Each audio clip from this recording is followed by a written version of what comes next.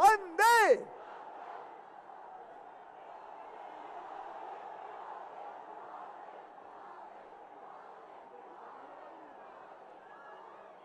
सब लोग अपने स्थान पर बैठ जाएं और अपने देश के लोकप्रिय प्रधानमंत्री, यशस्वी प्रधानमंत्री माननीय नरेंद्र भाई मोदी जी मंच पर आ गए हैं। इंतजार की घड़ी अब समाप्त हुई। मैं सबसे पहले अपने जिला अध्यक्ष सुशील कुमार उपाध्याय जी से निवेदन करूंगा कि यहाँ का मां शीतला चौकिया, जिसका बड़ा स्थान है, और उसका स्मृति चिन्ह प्रधानमंत्री जी को समर्पित करें। सुशील कुमार उपाध्याय जी। अपने यहाँ पर मंच पर उपस्थित सभी महानुभावों से निवेदन है, एक माल्यार्पण करना है माननीय मोदी जी को, इसलिए सब लोग माला को उठाएंगे। बड़ा माला है और सभी लोग उस माले के अंदर आकर के और एक पूरे जनपद का ये जो माल्यार्पण आप सब लोगों की तरफ हो रहा है, ये बहुत अच्छा। माननीय मोदी जी बीच में किनारे किनारे अपने सभी और मंचासीन लोग खड़े हैं। आप सब लोगों को बहुत बहुत बधाई, बहुत बहुत बधाई। भारतीय जनता पार्टी, भारतीय जनता पार्टी, माननीय नरेंद्र मोदी। अपने स्थान पर बैठ जाएं। अब मैं मंच पर बिना किसी विलंब के अपने जिला अध्यक्ष सुशील कुमार उपाध्याय जी से निवेदन करूंगा कि अपना उद्घाटन भाषण प्रस्तुत करें। सुशील जी। मंच पर उपस्थित माननीय प्रधानमंत्री जी, मंच पर उपस्थित डॉक्टर दिनेश शर्मा एवं उपस्थित नेतागण, मैं मां शीतला चौकिया के पावन भूमि पर स्वर्गीय उमानाथ सिंह की जन्मस्थली पंडित दीनदयाल उपाध्याय की कर्मभूमि पर माननीय प्रधानमंत्री जी का हार्दिक स्वागत, अभिनंदन एवं वंदन करता हूं। और मैं चाहता हूं कि आप लोग बहुत देर से बैठे हैं, इसमें कोई विलंब न हो। सीधा माननीय प्रधानमंत्री जी हम सबको अपना मार्गदर्शन प्रदान करें। माननीय प्रधानमंत्री जी। देश के लोकप्रिय प्रधानमंत्री माननीय मोदी जी माइक पर आ चुके हैं। हम सब लोग एक बार उनका हाथ उठाकर स्वागत करें।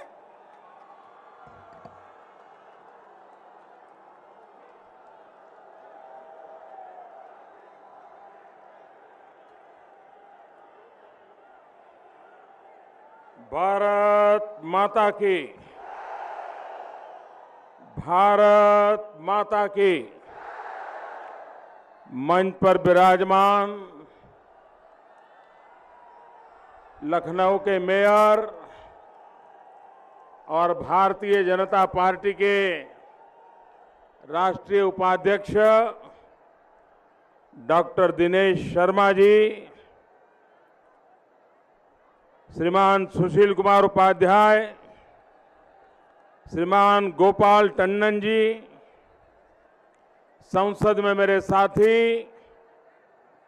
डॉक्टर केपी सिंह, संसद में मेरे साथी श्री रामचरित निषाद जी, श्री पुरुषोत्तम जी, संसद में मेरे साथी श्रीमान आर.के. सिंह जी, श्री अशोक तिवारी जी, श्री मनीष शुक्ला जी, श्री अशोक सिंह जी, श्रीमान हरिश्चंद्र सिंह जी। और इस चुनाव में भारतीय जनता पार्टी, अपना दल और भारतीय समाज पार्टी के उम्मीदवार, मछली शहर से भाजपा के उम्मीदवार श्रीमती अनीता रावत जी, मुगरा बादशाहपुर से डॉक्टर सीमा द्विवेदी जी, जफराबाद से डॉक्टर हरेंद्र सिंह जी, मलानी से सतीश कुमार सिंह जी,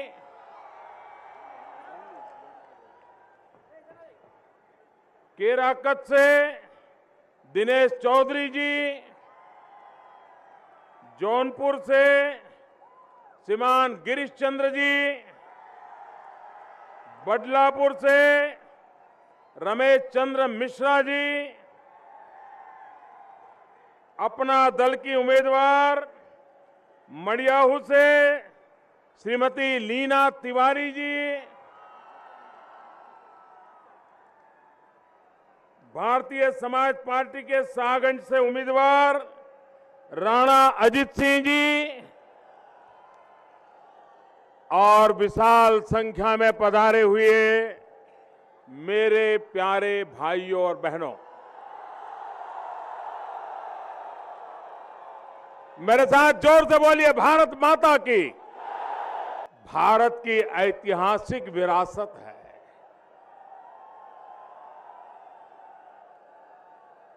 कलकत्ता और दिल्ली में बीचों बीच है हमारा जौनपुर।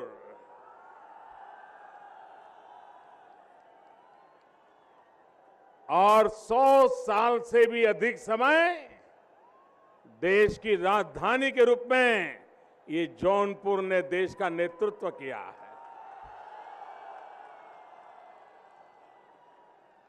इतिहास जिसकी कोख में पला है,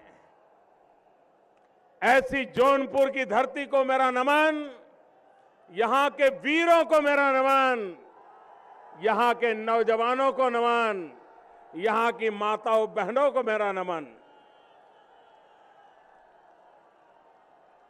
भाइयों बहनों,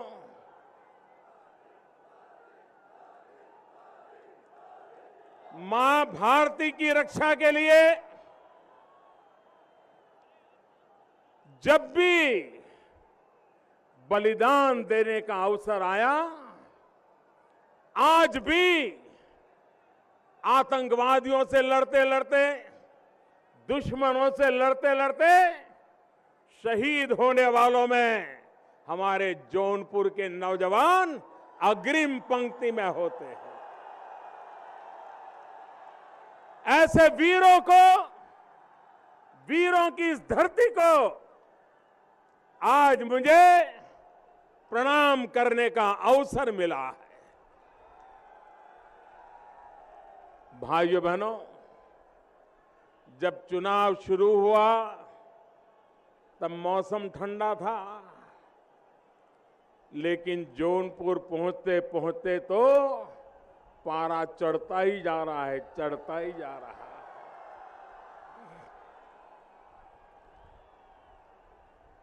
और ऐसी गर्मी में भी मैं ये जनसागर देख रहा हूं। चारों तरफ लोग ही लोग नजर आ रहे हैं। आप इतनी बड़ी मात्रा में आशीर्वाद देने के लिए आए, मैं आपका बहुत बहुत आभारी हूं। भाइयों बहनों,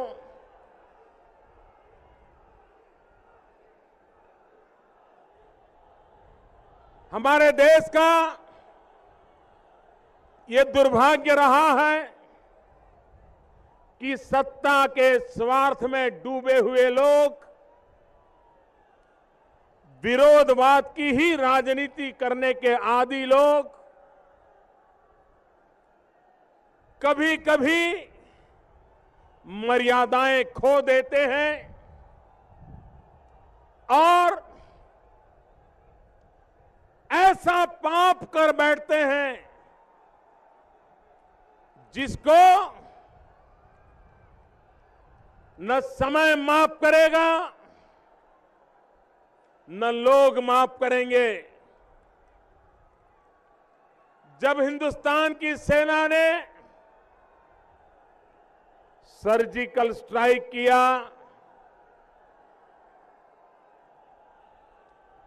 सीमा पार उस और जाकर के हमारी फौज ने दुश्मनों के छक्के छुड़ा दिए।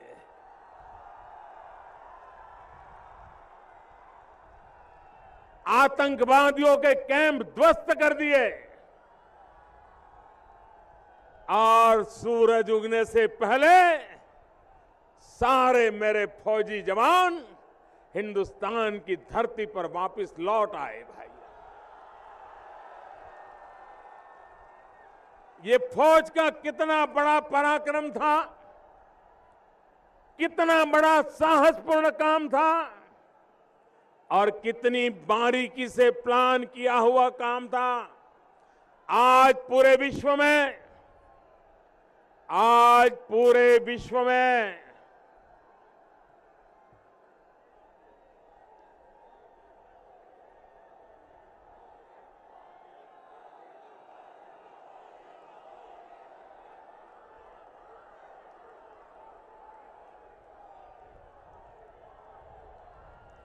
आज इधर कैमरा के कारण लोगों का जरा उत्साह बढ़ गया है, जरा वहां हो जाने दो, फिर बाद में बोलता हूं।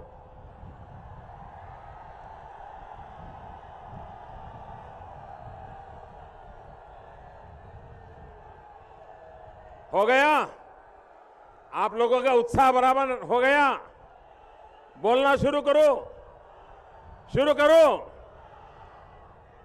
देखिए, आप लोग 3-3 घंटे से इंतजार कर रहे हैं, इतनी गर्मी में इंतजार कर रहे हैं। भाइयों बहनों, मैं जानता हूं आपका प्यार मेरे सर आंखों पर है।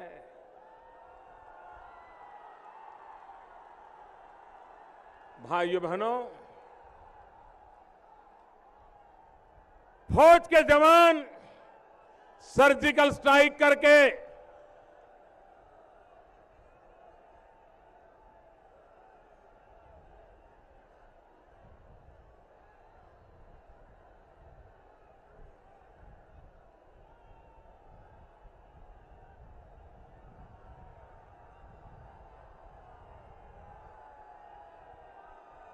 हो गया आपका कैमरामैन?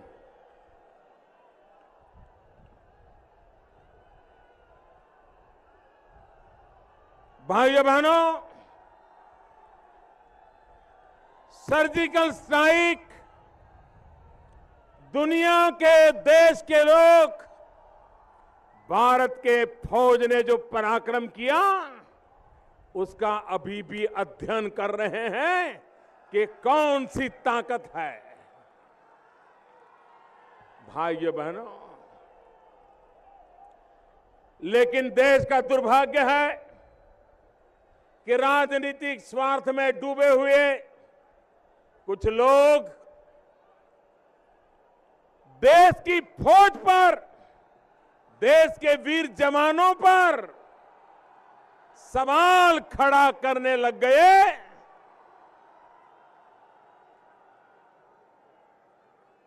सवाल या निशान खड़ा करने लग गए। क्या सर्जिकल स्ट्राइक हुआ था क्या? वो कह रहे थे मोदी जरा सबूत दो, सबूत। मैं जरा राजनीति के स्वार्थ में डूबे हुए दलों से, उनके नेताओं से कहता हूं, जरा जौनपुर जाइए, उन वीर शहीदों की माताओं को पूछिए, उनके परिवारजनों को पूछिए कि फौज बलिदान कैसे देती है।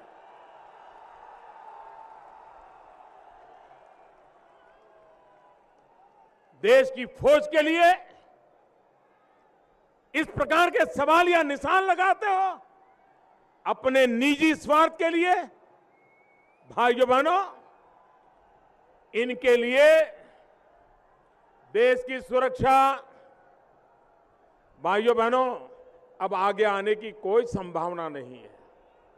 अगर आप शांत रहोगे तो मैं बोल पाऊंगा। आप तय करिए, ये छोटा सा एक कोशिश कर रहा है आगे आने का, आप तय करिए भैया।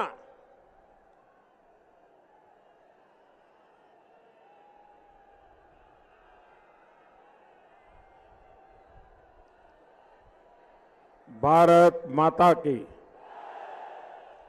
मैं बोलना शुरू करूं भाई? आप लोग शांत रहेंगे? देखिए, आपका प्यार मेरे सर आंखों पर है भाई।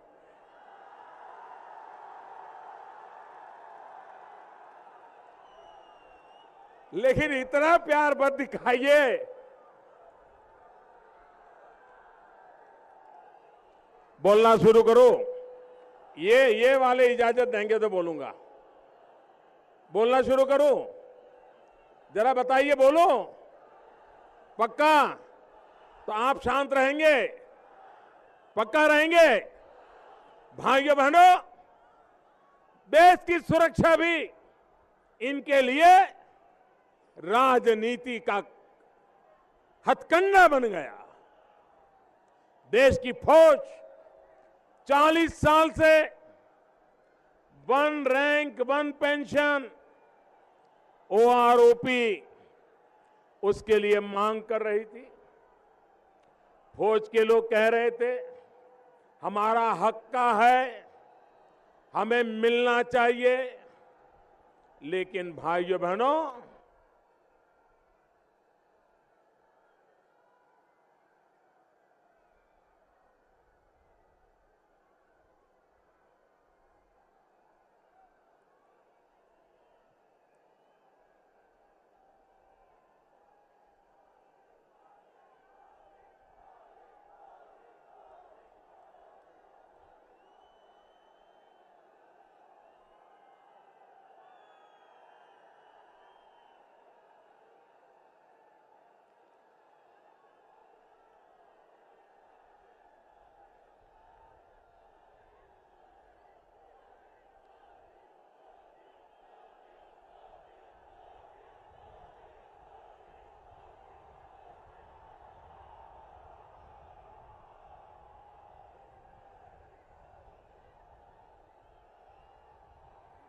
भारत माता के।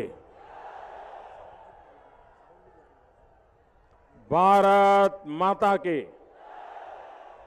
भारत माता के। भाइयों बहनों, 1 रैंक 1 पेंशन, 1 रैंक 1 पेंशन 40 साल से देश की फौज के लोग अपना हक मांग रहे थे। सरकारें आती थी, जाती थी, वादे करती थी, कमेटियां बिठाती थी, रिपोर्ट आते थे, रिपोर्ट डिब्बे में बंद हो जाते थे। फौज के लोग डिसिप्लिन में रहते थे, लेकिन उनकी बात सुनी नहीं जाती थी। चुनाव से पहले मैंने वादा किया था, और मैंने वादा किया था कि भारतीय जनता पार्टी की दिल्ली में सरकार बनते ही हम 1 रैंक 1 पेंशन लागू कर देंगे। भाइयों बहनों, ये पुरानी सरकार ने कितनी बेईमानी की थी। 1 रैंक 1 पेंशन के लिए चुनाव में लाभ लेने के लिए चुनाव के 2 महीने पहले 500 रुपया घोषित कर दिया था, और पूरे चुनाव में फौजियों की मीटिंग ले लेकर के कह रहे थे कि आपके लिए हमने 1 रैंक 1 पेंशन लागू कर दिया है। जब मैं आया, मैंने हिसाब किताब देखा, भाइयों बहनों, 500 रुपया दे करके इस देश के फौज का ऐसा अपमान किया, इन्होंने ऐसा अपमान किया जो कभी कोई नहीं कर सकता। जब मैंने हिसाब लगाया तो फौज को 1 रैंक 1 पेंशन का पैसा अगर देना है तो 12,000 करोड़ रुपया चाहिए। 12,000 करोड़। कहां 12,000 करोड़ और कहां 500 करोड़। ये फौज के जवानों के साथ धोखा है कि नहीं है? फौज के जवानों के साथ धोखा है कि नहीं है? अगर उनको देना था तो 12,000 करोड़ रुपए का प्रबंध करना चाहिए था कि नहीं करना चाहिए था? हमने किया। और भाइयों बहनों, हमने वन रैंक वन पेंशन लागू कर दिया, 4 किस्त में पैसा देना तय कर लिया। अब तक 6,500 करोड़ रुपया हम दे चुके हैं। भाइयों बहनों, आगे वाली किस्त भी इस बजट में देने का फैसला कर लिया। भाइयों बहनों, थोड़े दिन पहले महाराजगंज में, देवरिया में मेरी जनसभा थी, तो मैंने जरा सपा सरकार का कच्चा चिट्ठा खोल दिया था और सपा सरकार का कच्चा चिट्ठा खोल करके ये सर्कस मैन नीचे आ जाओ भाई, आप नीचे आ जाओ। आप गिर जाओगे तो मेरे सर पे पड़ेगा भाई। आप नीचे आइए, नीचे आइए आप।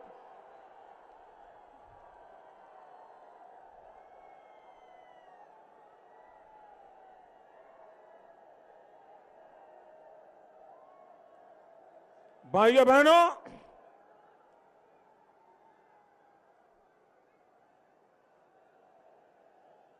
जब हम देश के लिए सोचते हैं, सपा सरकार कह रही है काम बोलता है।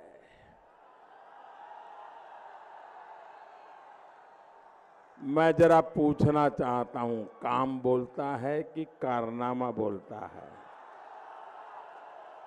काम बोलता है कि कारनामा बोलता है?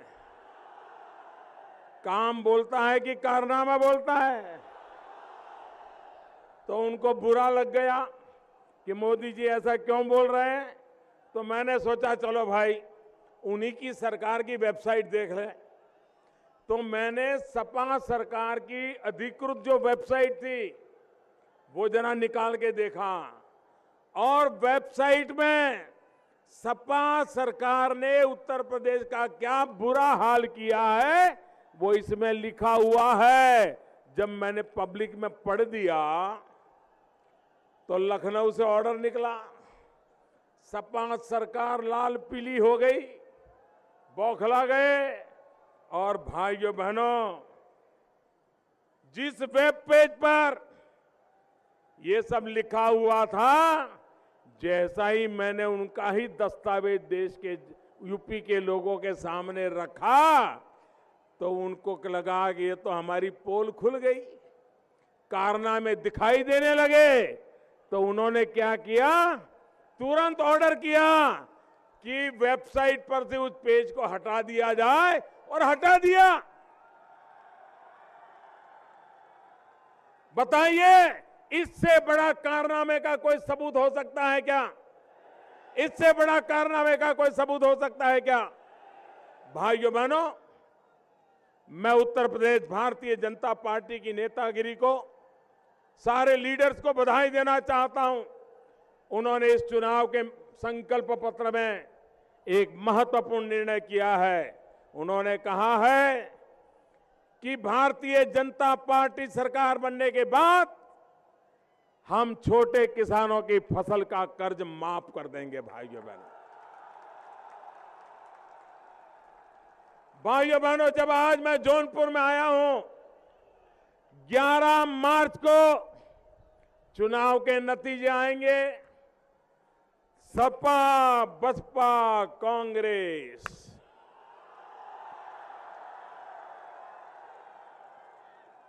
सुपड़ा साफ होने वाला है। भारतीय जनता पार्टी का ज्वलंत विजय होगा। 13 मार्च को सारा हिंदुस्तान होली मनाएगा, रंग भर भर के होली मनाएगा। होली के बाद नई सरकार की शपथ विधि होगी, नई सरकार बनेगी, और सरकार बनने के बाद उसकी पहली मीटिंग होगी। और पहली मीटिंग में भाइयों बहनों, मैं यूपी के सांसद के नाते आप लोगों को विश्वास दिलाता हूं कि जब आप लोगों को विश्वास दिलाता हूं कि सरकार बनने के बाद पहली मीटिंग में ही किसानों के कर्ज को माफ करने का निर्णय कर दिया जाएगा। और आप जानते हैं, हम जो कहते हैं समय सीमा में करके रहते हैं। जब हमारी सरकार बनी, हमने पूछा कितने गांवों में बिजली नहीं है। अफसरों ने कहा 18,000 गांव में। हमने कहा बिजली पहुंचाने में कितना टाइम लगेगा? तो कोई कह रहा था 7 साल, कोई कह रहा था 10 साल। 70 साल हो गए थे आजादी को, लेकिन इस देश के 18,000 गांव अंधेरे में गुजारा कर रहे थे। उसमें 1500 गांव उत्तर प्रदेश के हैं भाइयों बहनों, उत्तर प्रदेश के। इतने सारे प्रधानमंत्री दिए इस राज्य ने, दिग्गज नेता दिए इस राज्य ने, लेकिन 1500 गांव आजादी के 70 साल के बाद अंधेरे में डूबे हुए थे। भाइयों बहनों, मैंने फरमान किया, हमने कहा भाई 1000 दिन में मुझे ये 1500 गांवों में बिजली पहुंचानी है। और भाइयों बहनों, 18,000 गांवों में बिजली पहुंचाने का फैसला कर लिया। उत्तर प्रदेश के 1500 गांवों में से 90% से ज्यादा गांवों में बिजली पहुंच गई। भाइयों बहनों, काम ऐसे होता है। भाइयों बहनों, एक जमाना था कि गैस का चूल्हा अगर चाहिए, गैस का सिलेंडर चाहिए, तो नेता की सिफारिश लगती थी, काले बाजारी में लेना पड़ता था, रिश्वत के पैसे देने पड़ते थे। अब गरीब इंसान बेचारा रिश्वत का पैसा लाएगा कहां से? और हमारी गरीब मां जब लकड़ी का चूल्हा जला करके खाना पकाती थी, दिन भर में खाना पकाते पकाते उसके शरीर में 400 सिगारेट का धुआं जाता था माताओं बहनों के शरीर में। मैंने कहा मैं इन हमारी गरीब मां की सेवा करना चाहता हूं, क्योंकि मैंने गरीबी देखी है। मैं गरीबी में पैदा हुआ हूं, मैं गरीबी में पला हूं। लकड़ी के चूल्हे से जब मां खाना पकाती थी, कितना धुआं निकलता था, वो मैंने बचपन में झेला है।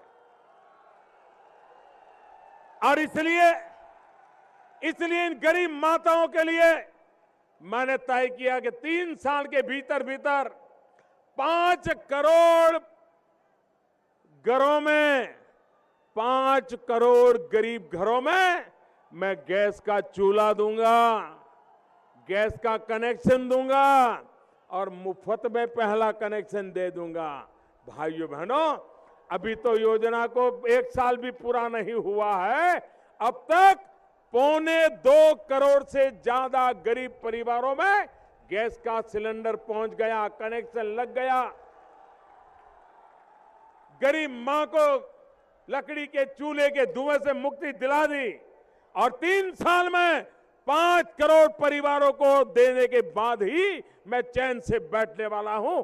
काम ऐसे करते हैं।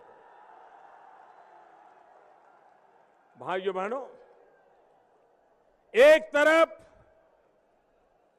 भारतीय जनता पार्टी का मंत्र है सबका साथ सबका विकास, सबका साथ सबका साथ। लेकिन कुछ लोगों का, राजनेताओं का कारोबार आपने देखा है, सरकारों का कारोबार देखा है। उनका मंत्र है कुछ का साथ कुछ का ही विकास। भाइयों बहनों, हम सबका साथ सबका विकास की चर्चा करते हैं तो हमें कौमवादी कहा जाता है, और जो लोग सिर्फ कुछ का साथ और कुछ का ही विकास में लगे रहते हैं उनको बड़ा बिन सांप्रदायिक कहा जाता है। ये तराजू वालों ने भी देश को तबाह करके रखा हुआ है। भाइयों बहनों, शांति, एकता, सद्भावना, यही हमारी प्रगति की गारंटी है, यही हमारे विकास की गारंटी है।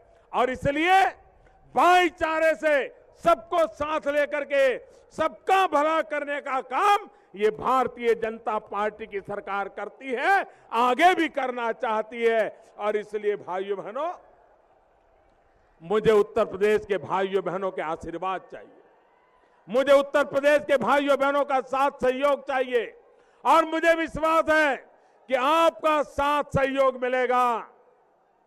भारतीय जनता पार्टी 5 चरण पहले पूरे हुए, आज 6ठा चरण चल रहा है, और जो अब तक खबरें आई है भाइयों बहनों, भारतीय जनता पार्टी को लोग बहुमत दे चुके हैं।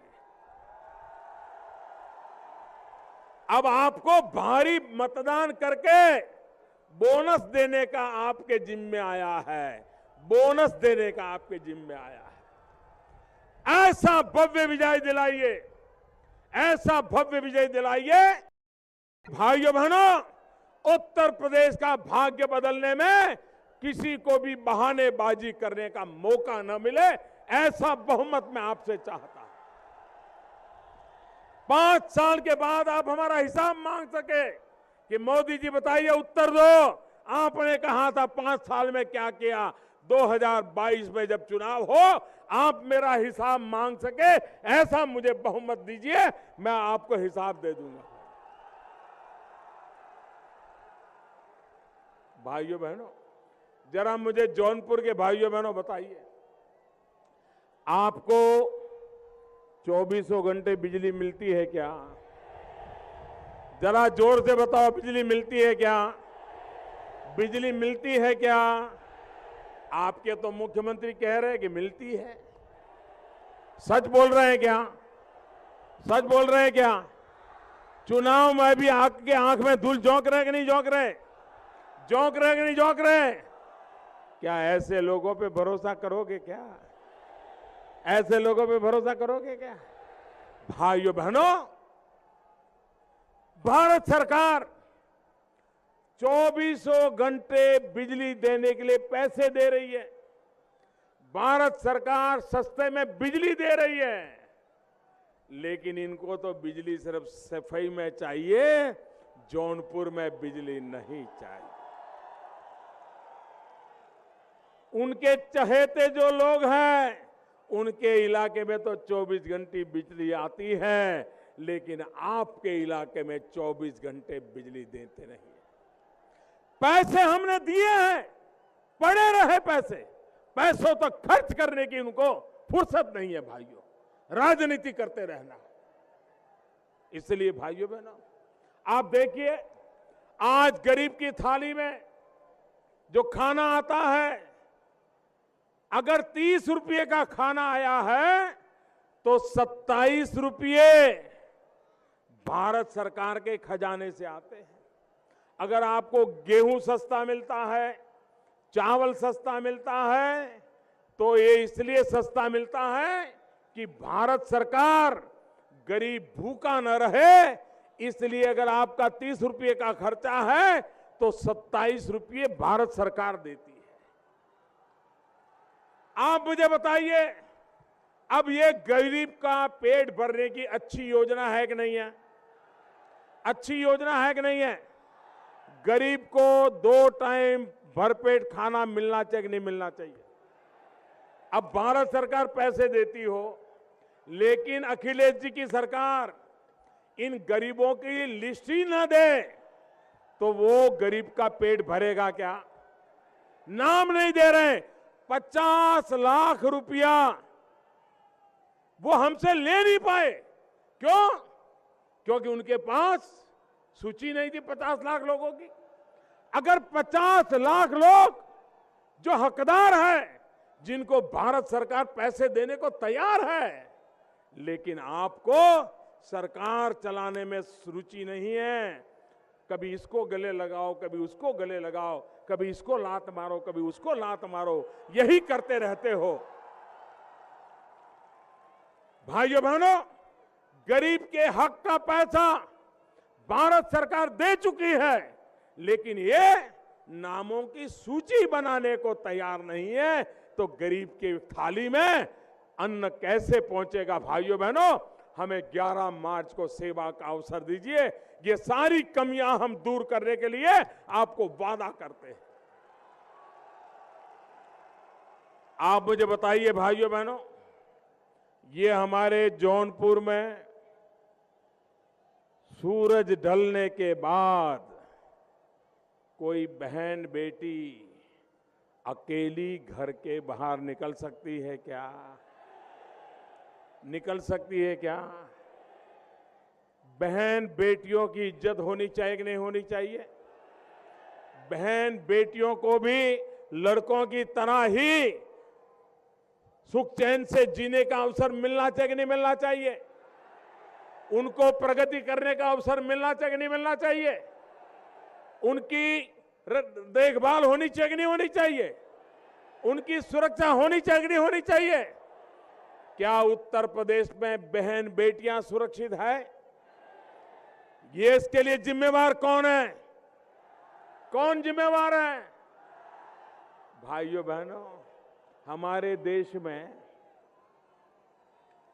कोई शुभ काम करते हैं ना, अगर अच्छा काम कोई करते हैं तो लोग गायत्री मंत्र बोलते हैं। अच्छा काम करते हैं तो लोग गायत्री मंत्र बोलते हैं। लेकिन सपा कांग्रेस का गठबंधन ऐसा है कि वो गायत्री प्रजापति मंत्र बोलते हैं।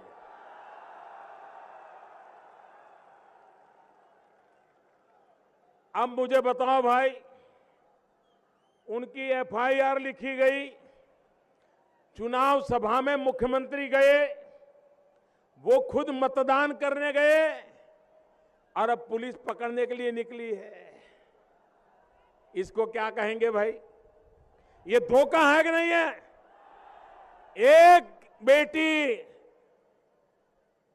न्याय मांग रही है और मुख्यमंत्री जी गुनहगार को रक्षा कर रहे हैं।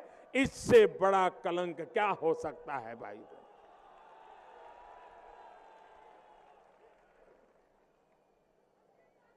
कोई कैसे बताएं? और ये उत्तर प्रदेश, किसी की भैंस खो जाए पूरी पुलिस दौड़ती है, लेकिन ये बेटी न्याय के लिए तड़प रही है और आपकी पुलिस, आपकी सरकार और मुख्यमंत्री सोए बैठे हैं। भाइयों बहनों, ऐसी सरकार को सजा देनी चाहिए। माताएं बहनें, मां बहनों की इज्जत के लिए जो काम नहीं करती, ऐसी सरकार को सजा देनी चाहिए। हमेशा हमेशा के लिए सजा देनी चाहिए। भाइयों बहनों, कानून व्यवस्था, अगर कानून व्यवस्था नहीं होगी तो लोग यहां पूंजी निवेश नहीं करेंगे, कारखाने नहीं लगेंगे, उद्योग धंधे नहीं लगेंगे, लोग अपना गांव छोड़ छोड़ करके भाग जाएंगे। तो नौजवान को रोजगार मिलेगा क्या? नौजवान को रोजगार मिलेगा क्या? नौजवान को उसके जनपद में रोजगार मिलना चाहिए कि नहीं मिलना चाहिए? मिलना चाहिए कि नहीं मिलना चाहिए?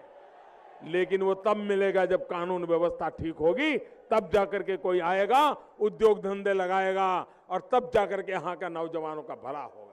और इसलिए उत्तर प्रदेश में कानून व्यवस्था ये सबसे अहम मुद्दा है। भाइयों बहनों, आप मुझे बताइए, यहां के थाने, ये थाने थाने है कि सपा के दफ्तर है? थाना थाना रह गया है क्या? रह गया है क्या? अरे यहां तो जेल भी जेल नहीं है, यहां तो जेल भी बाहुबलियों के लिए महल बन गया है।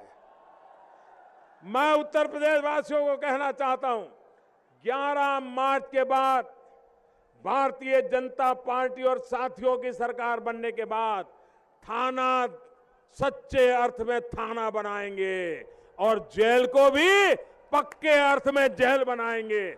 सारे बाहुबली मौज कर रहे हैं, एक दिन में उनको सीधा रहने के लिए सिखा देंगे। भाइयों बहन, वो जेलों में से खेल करते हैं और कोई पुलिस वाला उनको आंख में अगर पसंद नहीं है पुलिस वाले को उड़वा देते हैं, किसी की जमीन हड़प कर लेते हैं, मकान हड़प कर लेते हैं, करते कि नहीं करते हैं? भाइयों बहनों, मैंने दिल्ली भारत सरकार ने एक ऐसा कानून बनाया है, जिन्होंने गैर कानूनी तरीके से आपकी जमीन हड़प कर दी है, आपकी जायदाद हड़प कर ली है, आपका मकान हड़प कर लिया है, 7 साल से पहले जेल से बाहर नहीं आएगा वो। भाइयों बहनों, देश ऐसा नहीं चलेगा और इन लोगों ने मौत की है। भाइयों बहनों, आज मैं भ्रष्टाचार के खिलाफ लड़ाई लड़ रहा हूं, काले धन के खिलाफ लड़ाई लड़ रहा हूं। 500 की नोटबंदी की, 1000 की नोटबंदी की, तो सपा वाले भी चिल्लाने लगे, बसपा वाले भी चिल्लाने लगे, कांग्रेस वाले भी चिल्लाने लगे। क्यों भाई? बहन जी, तकलीफ क्या हुई आपको? बुआ जी को भी तकलीफ, भतीजे को भी तकलीफ, भतीजे के यार को भी तकलीफ। भाइयों बहनों, जिन्होंने देश को लूटा है, उनको गरीबों को लौटाना पड़ेगा कि नहीं पड़ेगा? 500 1000 की नोट बंद कर दी, बैंकों में रुपया डाल करके आना पड़ा कि नहीं आना पड़ा? अब हिसाब देना पड़ेगा कि नहीं देना पड़ेगा? भाइयों बहनों, अब ये बचने वाले नहीं है, वो डिब्बे में आ चुके हैं, उनका खेल खत्म हो चुका है।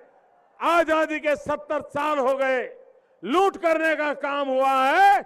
और भाइयों बहनों, मैंने देश को वादा किया था, मैं प्रधानमंत्री नहीं, मैं चौकीदार के नाते बैठा हूं वहां। भाइयों बहनों, अब ये इनका कारोबार चलने वाला नहीं है। और इसलिए भाइयों बहनों, काला धन और भ्रष्टाचार हो, इसके खिलाफ हमारी लड़ाई जारी रहेगी। देश का जिसने लूटा है, देश को उन्हें लौटाना पड़ेगा। तब तक हम चैन से बैठने वाले नहीं है। भाइयों बहनों, मुझे आपका आशीर्वाद चाहिए। अभी अखिलेश जी मुझे कह रहे थे कि मोदी जी, अगर आप दिल्ली आगरा रोड पर जाओगे ना, तो आप भी सपा को वोट दे दोगे। अखिलेश जी, एक काम करो, आप जरा साइकिल पर बैठ करके और पीछे आपके नए यार को बिठा करके इसी हमारे जौनपुर में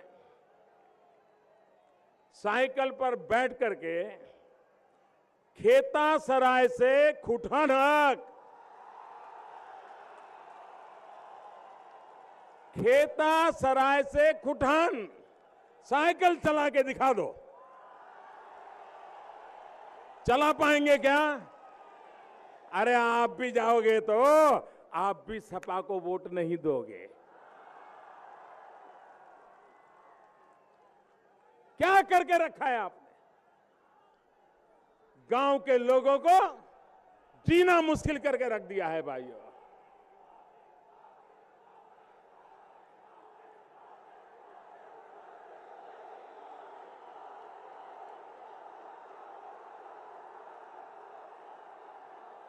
और इसलिए भाइयों बहनों,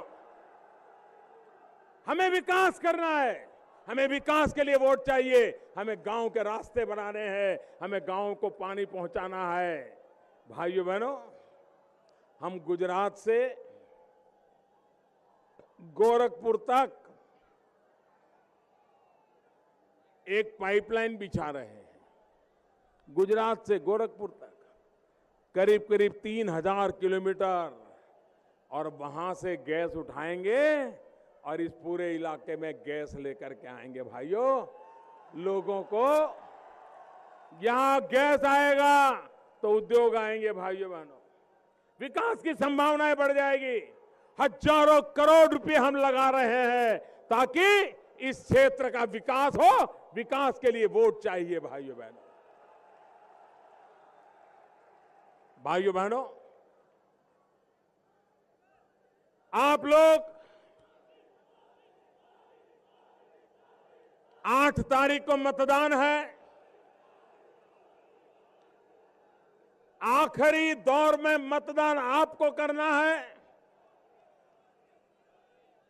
एक प्रकार से जिन जिन लोगों ने पाप किया है, उत्तर प्रदेश को तबाह किया है, आपको 8 तारीख को पिंडदान करने का सौभाग्य मिला है। कमल के निशान पर उंगली दबा करके, अपना दल के निशान पर उंगली दबा करके, भारतीय समाज पार्टी के निशान पर उंगली दबा करके इनका पिंडदान करना है और इनको छुट्टी कर देनी है। बहुत लूटा। ये सपा, बसपा, कांग्रेस तीनों से मुक्ति यही विकास का दरवाजा खोलेगी, यही दरवाजा खोलेगी। मेरे साथ पूरी ताकत से बोलिए, भारत माता की, भारत माता की, भारत माता की। बहुत बहुत धन्यवाद।